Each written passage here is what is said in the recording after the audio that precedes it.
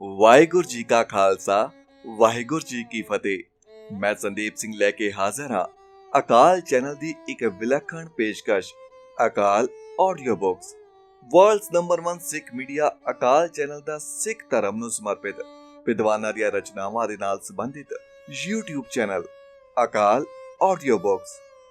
YouTube channel ਅਕਾਲ audio books ਤੇ ਅੱਜ ਮੈਂ ਲੈ ਕੇ ਆਇਆ ਹਾਂ ਲੇਖਕ ਸਰਦਾਰ ਕਪੂਰ ਸਿੰਘ ਜੀ ਦੀ ਲਿਖੀ ਹੋਈ ਕਿਤਾਬ ਰਾਜ ਕਰੇਗਾ ਖਾਲਸਾ ਤੇ ਹੋਰ ਨਿਬੰਧ, ਜਿਸ ਦੇ ਸੰਪਾਦਕ ਨੇ ਗੁਰਮੁਖ ਸਿੰਘ ਜੀ MA PhD ਅਤੇ ਕਿਤਾਬ ਦੇ ਪ੍ਰਕਾਸ਼ਕ ਹਨ ਸਿੰਘ ਬ੍ਰਦਰਜ਼ ਅੰਮ੍ਰਿਤਸਰ।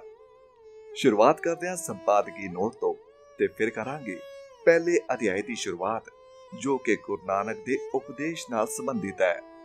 ਆਓ ਦੇਖਦੇ ਹਾਂ ਸੰਪਾਦਕ ਨੇ ਕਿਤਾਬ ਦੇ ਬਾਰੇ, ਲੇਖਕ ਬਾਰੇ ਕੀ ਲਿਖਿਆ ਹੈ।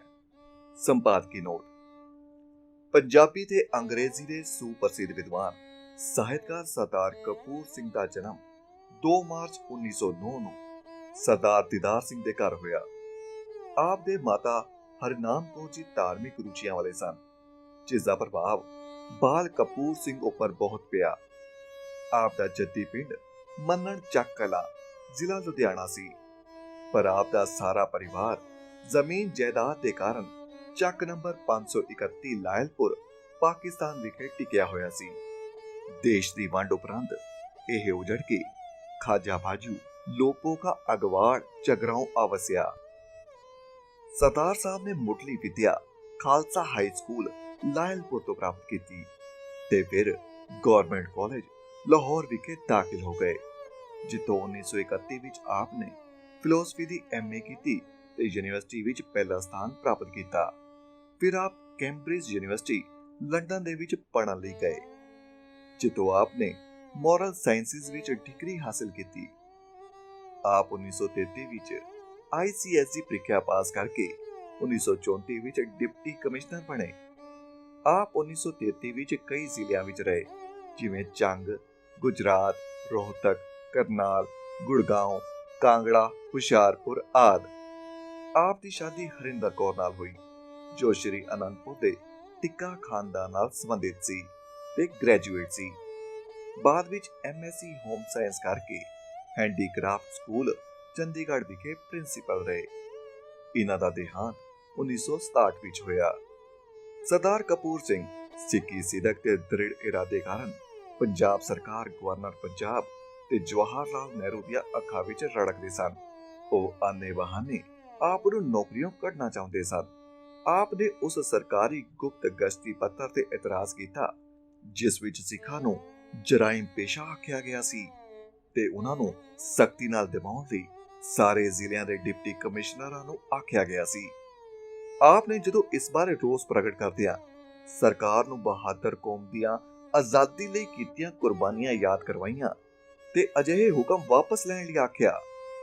ਬਸ ਫਿਰ ਸਾਜ਼ਿਸ਼ਾਂ ਕਰਕੇ 13-14 ਅਪ੍ਰੈਲ 1949 ਨੂੰ 12:30 ਵਜੇ ਨੌਕਰੀਓਂ ਮੁਅੱਤਲ ਕਰ ਦਿੱਤਾ। ਫਿਰ ਕਈ ਆਧਾਰਹੀਣ ਇਲਜ਼ਾਮ ਲਗਾ ਕੇ ਝੂਠੇ ਕੇਸਾਂ ਦੀ ਤਫਤੀਸ਼ ਵਿੱਚ 4 ਕੁ ਵਰ੍ਹੇ ਲੱਗੇ ਤੇ ਫਿਰ ਆਪ ਨੂੰ ਨੌਕਰੀ ਵਿੱਚੋਂ ਕੱਢ ਦਿੱਤਾ। ਕਿਸੇ ਅਦਾਲਤ ਨੇ ਆਪ ਦੀ ਨਹੀਂ ਸੁਣੀ। ਇਸ ਬਾਰੇ ਆਪ ਨੇ ਸਾਚੀ ਸਾਖੀ ਦੀ ਭੂਮਿਕਾ ਵਿੱਚ ਵਿਸਥਾਰ ਸਹਿਤ ਲਿਖਿਆ ਹੈ। ਆਪ ਨੇ ਰਾਜਨੀਤਿਕ ਖੇਤਰ ਵੱਲ ਰੁਖ ਕੀਤਾ। ਆਪ ਨੂੰ ਆਪਣੇ ਨਾਲ ਹੋਏ ਧੱਕੇ ਤੋਂ ਸਪਸ਼ਟ ਹੋ ਗਿਆ ਕਿ ਹਿੰਦੂ ਬਹੁਗਿਣਤੀ ਦੀਆਂ ਸਰਕਾਰਾਂ ਦੇ ਰਾਜ ਵਿੱਚ ਸਿੱਖਾਂ ਨੂੰ ਖੁਆਰ ਕੀਤਾ ਜਾਂਦਾ ਰਹੇਗਾ ਅਤੇ ਉਹਨਾਂ ਨੂੰ ਦੂਜੇ ਦਰਜੇ ਦੇ ਸ਼ਹਿਰੀ ਹੀ ਮੰਨਿਆ ਜਾਂਦਾ ਰਹੇਗਾ। ਆਪ ਨੇ ਸਿੱਖ ਹੋਮਲੈਂਡ ਦੀ ਮੰਗ ਪ੍ਰਸਤੁਤ ਕੀਤੀ, ਬਹੁਤ ਸਾਰੇ ਭਾਸ਼ਣ ਦਿੱਤੇ, ਲੇਖ ਲਿਖੇ, ਲੋਕਾਂ ਨੂੰ ਪ੍ਰੇਰਨਾ ਦੇਣ ਦੇ ਯਤਨ ਕੀਤੇ, ਪਰ ਆਪ ਕਾਮਯਾਬ ਨਾ ਹੋਏ ਕਿਉਂਕਿ ਰਾਜਸੀ ਪਾਰਟੀਆਂ ਆਪ ਨਾਲ ਖੜਨ ਲਈ ਤਿਆਰ ਨਹੀਂ ਸਨ। ਉਹਨਾਂ ਦੇ ਆਗੂਆਂ ਨੂੰ ਕਿਸੇ ਨਿਜ਼ਾਮ ਦੇ ਵਿੱਚ ਕੁਰਸੀਆਂ ਮਿਲਣ ਦੀਆਂ ਆਸਾਂ ਸਨ। ਬਾਅਦ ਵਿੱਚ ਸਿੱਖ ਹੋਮਲੈਂਡ ਨੂੰ ਖਾੜਕੂ ਲਹਿਰ ਸਮੇਂ ਖਾਲਿਸਤਾਨ ਦਾ ਨਾਂ ਦਿੱਤਾ ਗਿਆ। ਸਰਕਾਰ ਨੇ ਜੂਨ 1984 ਵਿੱਚ ਹਰਿਮੰਦਰ ਸਾਹਿਬ ਤੇ ਹਮਲਾ ਕਰਕੇ ਖਾੜਕੂ ਲਹਿਰ ਨੂੰ ਤੋਪਾਂ ਟੈਂਕਾਂ ਨਾਲ ਦਬਾਉਣ ਦਾ ਯਤਨ ਕੀਤਾ। ਸਰਦਾਰ ਸਾਹਿਬ ਲਈ ਇਹ ਬਹੁਤ ਵੱਡਾ ਧੱਕਾ ਸੀ, ਜਿਸ ਨੇ ਉਹਨਾਂ ਦੀ ਸਿਹਤ ਬਹੁਤ ਵਿਗਾੜ ਦਿੱਤੀ। ਆਪ MLA ਤੇ MP ਵੀ ਰਹੇ, ਪੰਜਾਬ ਦੇ ਹੱਕ ਵਿੱਚ ਆਵਾਜ਼ ਬੁਲੰਦ ਕਰਦੇ ਰਹੇ, ਪਰ ਕਿਸੇ ਨੇ ਇੱਕ ਨਾ ਸੁਣੀ। ਕਾਰਨ ਸਪਸ਼ਟ ਸੀ ਕਿ ਸਿੱਖਾਂ ਦੇ ਸਿਆਸੀ ਆਗੂ ਆਪ ਨਾਲ ਸਹਿਮਤ ਨਹੀਂ ਸਨ, ਕਿਉਂਕਿ ਉਹਨਾਂ ਦੀ ਕੁਰਸੀ ਦੀ ਦੌੜ ਵਿੱਚ ਇਹ ਵਿਚਾਰ ਰੋੜਾ ਬਣ ਸਕਦੇ ਸਨ। ਆਪ ਅਕਾਲੀ ਰਾਜਨੀਤੀ ਵਿੱਚ ਚਿੰਤਕ ਵਜੋਂ ਜਾਣੇ ਜਾਂਦੇ ਸਨ। ਸ਼੍ਰੀ ਅਨੰਦਪੁਰ ਸਾਹਿਬ ਦਾ ਮਤਾ ਆਪ ਦੇ ਹੱਥਾਂ ਦਾ ਲਿਖਿਆ ਹੋਇਆ ਹੈ, ਪਰ ਆਪ ਅਕਾਲੀਆਂ ਦੇ ਨੇਤਾਵਾਂ ਤੋਂ ਨਿਰਾਸ਼ ਹੁੰਦੇ ਗਏ ਅਤੇ ਅਖੀਰ ਸਭ ਕੁਝ ਤਿਆਗ ਕੇ ਘਰ ਜਾ ਕੇ ਬੈਠੇ ਤੇ ਲਿਖਣ ਤੇ ਪੜ੍ਹਨ ਵਿੱਚ ਲੱਗੇ ਰਹੇ। ਫਿਰ ਬਿਮਾਰ ਪੈ ਗਏ, ਯਾਦਾਸ਼ਤ ਜਾਂਦੀ ਰਹੀ ਤੇ ਅਖੀਰ ਅਤਰੰਗ ਹੋ ਗਿਆ, ਜਿਸ ਦੇ ਫਲਸਰੂਪ 13 ਅਗਸਤ 1986 ਨੂੰ ਆਪ ਗੁਰੂ ਚਰਨਾਂ ਵਿੱਚ ਜਾ ਬਿਰਾਜੇ। ਆਪ ਨੇ ਜ਼ਿੰਦਗੀ ਦਾ ਬਿਹਤਰੀਨ ਹਿੱਸਾ ਸੰਘਰਸ਼ ਕਰਦਿਆਂ ਤਣਾਅ ਵਿੱਚ ਗੁਜ਼ਾਰਿਆ, ਜਿਸ ਕਾਰਨ ਆਪ ਦਾ ਸਰੀਰ ਜ਼ਰਾ ਜ਼ਰਾ ਹੋ ਗਿਆ ਸੀ। ਆਪ ਦੇ ਜਾਣ ਨਾਲ ਸਿੱਖ ਚਿੰਤਕਾਂ ਦੀ ਧਾਰਾ ਵਿੱਚੋਂ ਮਹੱਤਵਪੂਰਨ ਚਸ਼ਮਾ ਸੁੱਕ ਗਿਆ। ਆਪ ਦੀ ਸ਼ਖਸੀਅਤ ਬਹੁਤ ਵਿਚਿੱਤਰ ਸੀ। ਆਪ ਵਿਦਵਾਨ ਸਨ, ਚੰਗੇ ਪ੍ਰਸ਼ਾਸਕ ਸਨ, ਰਾਜਨੀਤੀਵਾਨ ਸਨ, ਲੇਖਕ ਸਨ, ਪਰ ਸੁਭਾਅ ਦੇ ਕੁਰਖਤ ਸਨ, ਜਿਸ ਕਾਰਨ ਆਪ ਦੇ ਸਮਕਾਲੀ ਆਪ ਤੋਂ ਦੂਰ ਰਹਿਣ ਨੂੰ ਤਰਜੀਹ ਦਿੰਦੇ ਸਨ, ਕਿਉਂਕਿ ਆਪ ਕਿਸੇ ਨੂੰ ਕੁਝ ਵੀ ਕਹਿ ਦਿੰਦੇ ਸਨ ਜਾਂ ਕਹਿ ਸਕਦੇ ਸਨ। ਆਪ ਦਾ ਮੇਲ ਮਿਲਾਪ ਅੰਤਰਰਾਸ਼ਟਰੀ ਪੱਧਰ ਦੇ ਸਿਆਸਤਦਾਨਾਂ ਤੇ ਵਿਦਵਾਨਾਂ ਨਾਲ ਰਿਹਾ। ਬਹੁਤ ਸਾਰੇ ਆਪ ਦੀ ਸ਼ਖਸੀਅਤ ਤੋਂ ਪ੍ਰਭਾਵਿਤ ਸਨ, ਪਰ ਆਪ ਦੇ ਸੁਭਾਅ ਨੇ ਆਪ ਨੂੰ ਲੋਕਪ੍ਰਿਯ ਨੇਤਾ ਨਹੀਂ ਬਣਨ ਦਿੱਤਾ। ਸਰਦਾਰ ਸਾਹਿਬ ਦੇ ਦਰਸ਼ਨ ਕਰਨ ਤੇ ਉਹਨਾਂ ਦੇ ਭਾਸ਼ਣ ਸੁਣਨ ਦੇ ਮੌਕੇ ਕਈ ਵਾਰ ਮਿਲੇ। ਮੈਂ ਉਹਨਾਂ ਦਿਨਾਂ ਵਿੱਚ ਪੰਜਾਬੀ ਯੂਨੀਵਰਸਿਟੀ ਪਟਿਆਲੇ ਪੜ੍ਹਦਾ ਸਾਂ। ਆਪ ਅਕਸਰ ਆਉਂਦੇ ਤੇ ਮੁੰਡਿਆਂ ਦੀ ਸੰਗਤ ਦੇ ਵਿੱਚ ਬਹੁਤ ਪ੍ਰਸੰਨ ਹੁੰਦੇ, ਸਾਡੇ ਨਾਲ ਬੱਚਿਆਂ ਵਾਂਗ ਗੱਲਾਂ ਕਰਦੇ ਤੇ ਪੜ੍ਹਨ ਲਈ ਪ੍ਰੇਰਨਾ ਦਿੰਦੇ, ਗਿਆਨ ਵਧਾਉਣ ਲਈ ਆਖਦੇ, ਧਰਮ, ਸਾਹਿਤ ਤੇ ਸੱਭਿਆਚਾਰ ਨੂੰ ਅਧਿਐਨ ਦਾ ਵਿਸ਼ਾ ਬਣਾਉਣ ਲਈ ਆਖਦੇ, ਨਵੀਆਂ ਪ੍ਰਮਾਣਿਕ ਪੁਸਤਕਾਂ ਪੜ੍ਹਨ ਲਈ ਸੂਚੀਆਂ ਤਿਆਰ ਕਰਵਾ ਦਿੰਦੇ। ਉਹਨਾਂ ਪਾਸੋਂ ਲਾਹਾ ਲੈਣ ਲਈ ਲਾਜ਼ਮੀ ਸੀ ਕਿ ਆਪਣੀ ਜ਼ੁਬਾਨ ਨੂੰ ਬੰਦ ਰੱਖਿਆ ਜਾਵੇ, ਸਿਵਾਏ ਜੀ, ਹਾਂਜੀ ਤੋਂ ਕੁਝ ਨਾ ਬੋਲਿਆ ਜਾਵੇ। ਇੱਕ ਦਿਨ ਮੈਨੂੰ ਕਹਿਣ ਲੱਗੇ, ਤੈਂ ਰਾਣਾ ਸੂਰਤ ਸਿੰਘ ਪੜ੍ਹਿਆ? ਮੈਂ ਪੜ੍ਹਿਆ ਹੋਇਆ ਸੀ। ਨਹੀਂ ਜੀ, ਅਜੇ ਪੜ੍ਹਨਾ ਹੈ। ਉਹ ਬਹੁਤ ਗੁੱਸੇ ਹੋਏ ਤੇ ਫਿਰ ਕਿੰਨਾ ਚਿਰ ਰਾਣਾ ਸੂਰਤ ਸਿੰਘ ਬਾਰੇ ਆਲਮਾਨਾ ਢੰਗ ਨਾਲ ਗੱਲਾਂ ਕਰਦੇ ਰਹੇ। ਆਪ ਦਾ ਧਿਆਨ ਕਮਾਲ ਦਾ ਸੀ। ਇੱਕ ਵਾਰ ਮੈਂ ਥੀਸਿਸ ਦੇ ਸੰਬੰਧ ਵਿੱਚ ਪੰਜਾਬ ਯੂਨੀਵਰਸਿਟੀ ਚੰਡੀਗੜ੍ਹ ਗਿਆ ਤਾਂ ਪਤਾ ਲੱਗਾ ਕਿ ਸਰਦਾਰ ਸਾਹਿਬ ਦਾ ਭਾਸ਼ਣ ਹੈ। ਮੈਂ ਵੀ ਸਰੋਤਿਆਂ ਵਿੱਚ ਜਾ ਬੈਠਾ। ਆਪ ਨੇ ਸਿੱਖ ਧਰਮ ਬਾਰੇ ਭਾਸ਼ਣ ਦਿੰਦਿਆਂ ਨੀਤਸ਼ੇ, ਕੁਰਾਨ, ਬਰਟਰੈਂਡ ਰਸਲ, ਗੀਤਾ, ਧੰਮਪਦ, ਕਨਫਿਊਸ਼ੀਅਸ ਆਦਿ ਦੇ ਹਵਾਲੇ ਦਿੱਤੇ। ਭਾਸ਼ਣ ਬਹੁਤ ਹੀ ਕਮਾਲ ਦਾ ਸੀ, ਪਰ ਬਹੁਤ ਔਖਾ ਤੇ ਆਮ ਆਦਮੀ ਦੀ ਸਮਝ ਤੋਂ ਪਰੇ। ਬਾਅਦ ਵਿੱਚ ਕੁਝ ਲੋਕਾਂ ਨੇ ਸਵਾਲ ਵੀ ਕੀਤੇ। ਇੱਕ ਸੱਜਣ ਕਹਿਣ ਲੱਗੇ, ਸਰਦਾਰ ਸਾਹਿਬ ਕੁਝ ਸਮਝ ਨਹੀਂ ਆਈ। ਆਪ ਨੇ ਵੱਖਰੇ ਅੰਦਾਜ਼ ਵਿੱਚ ਗੱਲ ਕੀਤੀ। ਕਹਿਣ ਲੱਗੇ, ਰਾਜਿਆਂ ਦੇ ਦਰਬਾਰਾਂ ਵਿੱਚ ਕਲਾਊਨ ਜਾਂ ਮੂਰਖ ਹੁੰਦੇ ਸਨ। ਉਹ ਆਪਣੀਆਂ ਕਮਲੀਆਂ ਗੱਲਾਂ ਨਾਲ ਬਾਦਸ਼ਾਹ ਨੂੰ ਪਸੰਦ ਕਰਦੇ ਸਨ। ਤੁਸੀਂ ਇਹ ਮੰਨ ਲਓ ਕਿ ਤੁਸੀਂ ਬਾਦਸ਼ਾਹ ਦੇ ਦਰਬਾਰੀ ਹੋ ਤੇ ਮੈਂ ਕਲਾਊਨ ਹਾਂ। ਬਸ ਕਮਲੀਆਂ ਮਾਰ ਕੇ ਚੁੱਪ ਕਰ ਗਿਆ ਹਾਂ। ਜਿਨ੍ਹਾਂ ਦਿਨਾਂ ਵਿੱਚ ਡਾਕਟਰ ਫੌਜਾ ਸਿੰਘ ਦੇ ਗੁਰੂ ਤੇਗ ਬਹਾਦਰ ਜੀ ਬਾਰੇ ਲਿਖੇ ਨਿਬੰਧ ਬਾਰੇ ਵਿਵਾਦ ਜ਼ੋਰਾਂ ਤੇ ਸੀ, ਤਾਂ ਆਪ ਨੇ ਵੀ ਇੱਕ ਲੇਖ ਲਿਖਿਆ। ਪੰਜਾਬੀ ਯੂਨੀਵਰਸਿਟੀ ਪਟਿਆਲਾ ਦੇ ਹਾਲ ਵਿੱਚ ਆਪ ਦਾ ਉਹ ਪਰਚਾ ਸੁਣਨ ਲਈ ਬਹੁਤ ਲੋਕ ਹਾਜ਼ਰ ਹੋਏ ਸਨ। ਆਪ ਬਹੁਤ ਗੁੱਸੇ ਵਿੱਚ ਸਨ। ਪੇਪਰ ਪੜ੍ਹਨ ਤੋਂ ਪਹਿਲਾਂ ਕਹਿਣ ਲੱਗੇ, ਜੋ ਮੈਂ ਲਿਖਿਆ ਹੈ ਇਸ ਲਈ ਜ਼ਿੰਮੇਵਾਰ ਹਾਂ। ਕੋਈ ਵੀ ਸਵਾਲ ਕਰਨ ਦੀ ਹਮਾਇਤ ਨਾ ਕਰੇ, ਮੈਂ ਸਿਰ ਪਾੜ ਦਿਆਂਗਾ। ਇਉਂ ਆਪ ਆਮ ਲੋਕਾਂ ਤੋਂ ਦੂਰ ਹੁੰਦੇ ਗਏ। ਸਾਚੀ ਸਾਕੀ ਛਪੀ ਤਾਂ ਬਹੁਤ ਚਰਚਾ ਹੋਇਆ। ਮੈਂ ਵੀ ਪੜ੍ਹੀ ਤੇ ਬਹੁਤ ਭਾਵੁਕ ਹੋ ਕੇ ਸਰਦਾਰ ਸਾਹਿਬ ਨੂੰ ਖਤ ਲਿਖਿਆ। ਆਪ ਦਾ ਜਵਾਬ ਆਇਆ, ਇੱਕ ਓਂਕਾਰ ਵਾਹਿਗੁਰੂ ਜੀ ਕੀ ਫਤਿਹ, 707 ਸੈਕਟਰ 17 ਚੰਡੀਗੜ੍ਹ, 16/0011 19/2/1974। ਤੁਹਾਡੇ 15 ਫਰਵਰੀ ਦੇ ਕਿਰਪਾ ਪੱਤਰ ਲਈ ਧੰਨਵਾਦੀ ਹਾਂ। ਮੈਨੂੰ ਖੁਸ਼ੀ ਹੋਈ ਹੈ ਕਿ ਤੁਸੀਂ ਸਾਚੀ ਸਾਕੀ ਗੋ ਨਾਲ ਪੜ੍ਹ ਲਈ ਹੈ ਅਤੇ ਇਹ ਪੁਸਤਕ ਤੁਹਾਨੂੰ ਚੰਗੀ ਲੱਗੀ ਹੈ। ਤੁਸੀਂ ਕਦੇ ਚੰਡੀਗੜ੍ਹ ਆਓ ਤਾਂ ਦਰਸ਼ਨ ਦੇਣਾ। ਮੇਰਾ ਟੈਲੀਫੋਨ ਨੰਬਰ 19758 ਹੈ। ਦਾਸ ਕਪੂਰ ਸਿੰਘ। ਉਹਨਾਂ ਨਾਲ ਮੇਲ-ਜੋਲ ਬਣਿਆ ਰਹੇ। ਉਹਨਾਂ ਦੇ ਕਈ ਰੰਗ ਰੂਪ ਦੇਖੇ, ਪਰ ਉਹਨਾਂ ਦੀ ਵਿਦਵਤਾ ਨੂੰ ਸਲਾਮ ਹੈ। ਆਪ ਸਮਕਾਲੀ ਸਾਹਿਤ, ਦਰਸ਼ਨ ਅਤੇ ਧਰਮ ਆਦਿ ਨਾਲ ਸੰਬੰਧਿਤ ਗ੍ਰੰਥਾਂ ਦਾ ਅਧਿਐਨ ਨਿਯਮਿਤ ਰੂਪ ਵਿੱਚ ਕਰਦੇ ਸਨ। ਉਹਨਾਂ ਦੀ ਸ਼ਖਸੀਅਤ ਦੇ ਕਈ ਪਹਿਲੂ ਹਨ, ਜਿਨ੍ਹਾਂ ਬਾਰੇ ਸੁਤੰਤਰ ਨਿਬੰਧ ਲਿਖਾਂਗਾ।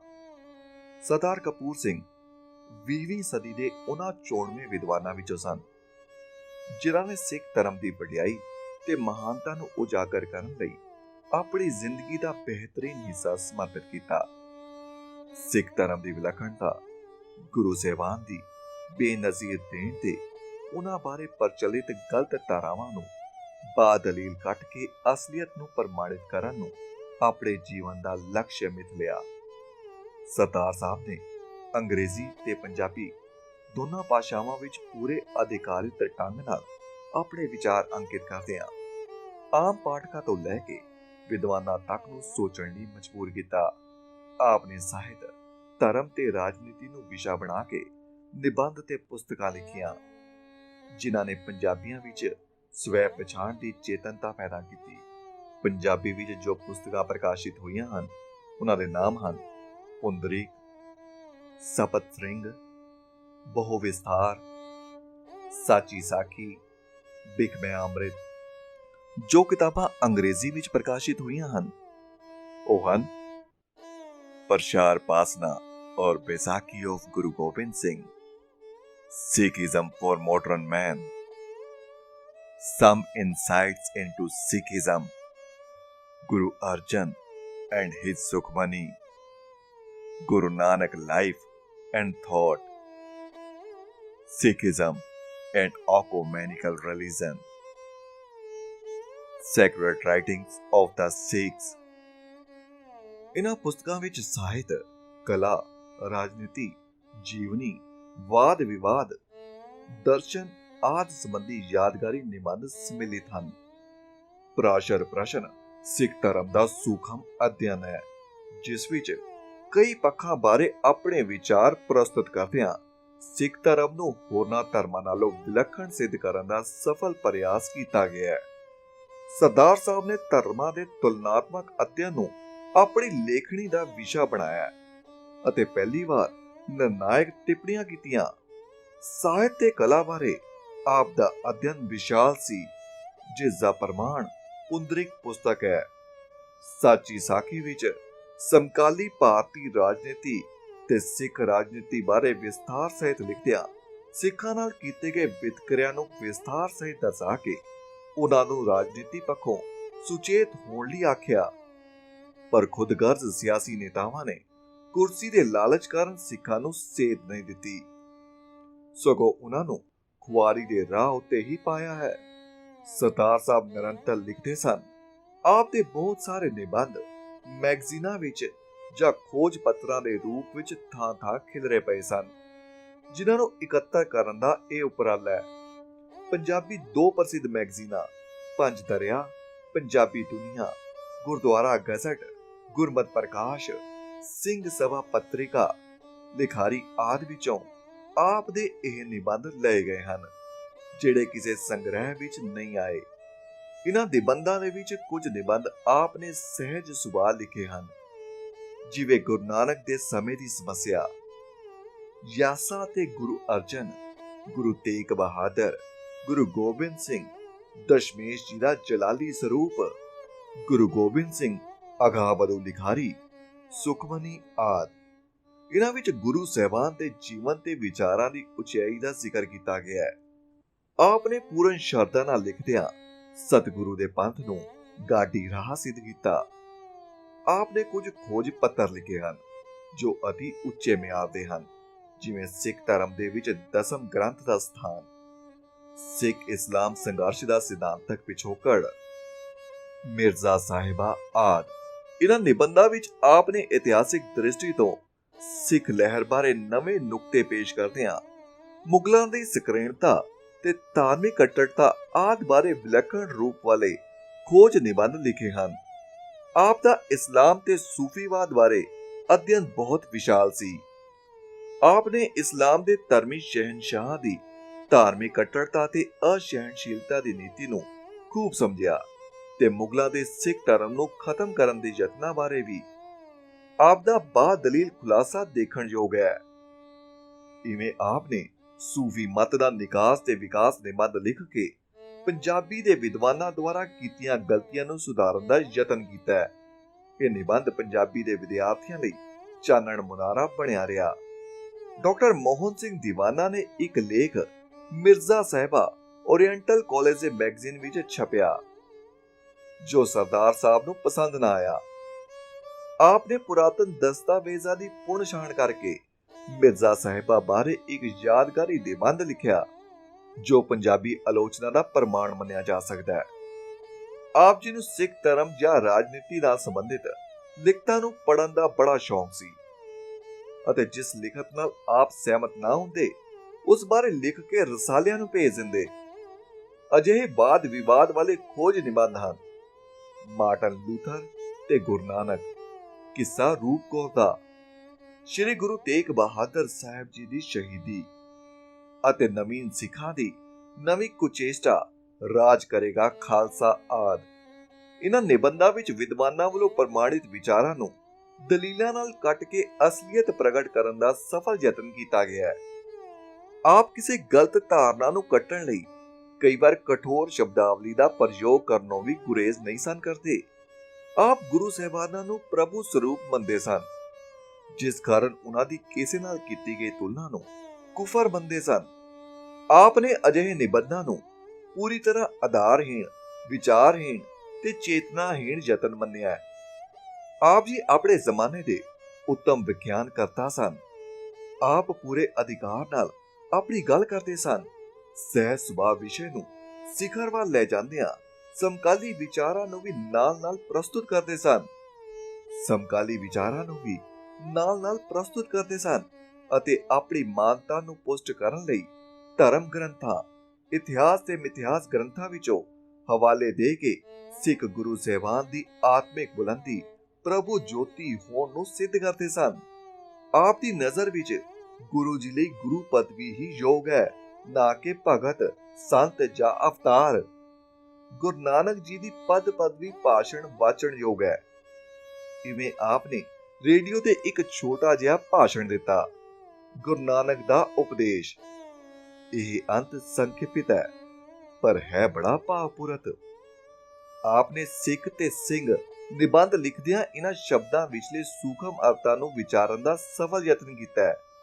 ਸਨਾਤਨ ਮਤਾਂ, ਬੁੱਧ ਮਤ ਤੇ ਅੰਗਰੇਜ਼ ਵਿਦਵਾਨਾਂ ਦੇ ਵਿਚਾਰਾਂ ਨੂੰ ਦਿੰਦਿਆਂ ਭਾਸ਼ਾ ਵਿਗਿਆਨਿਕ ਨੁਕਤੇ ਤੋਂ ਇਹਨਾਂ ਸ਼ਬਦਾਂ ਦੇ ਅਰਥਾਂ ਨੂੰ ਨਿਖੇੜਨ ਦਾ ਯਤਨ ਕਰਦਿਆਂ ਸਿੱਖ ਤੇ ਸਿੰਘ ਸ਼ਬਦ ਦੀ ਵਿਆਖਿਆ ਕੀਤੀ ਹੈ, ਜੋ ਆਪਣੇ ਆਪ ਵਿੱਚ ਬਹੁਤ ਮੁੱਲਵਾਨ ਹੈ।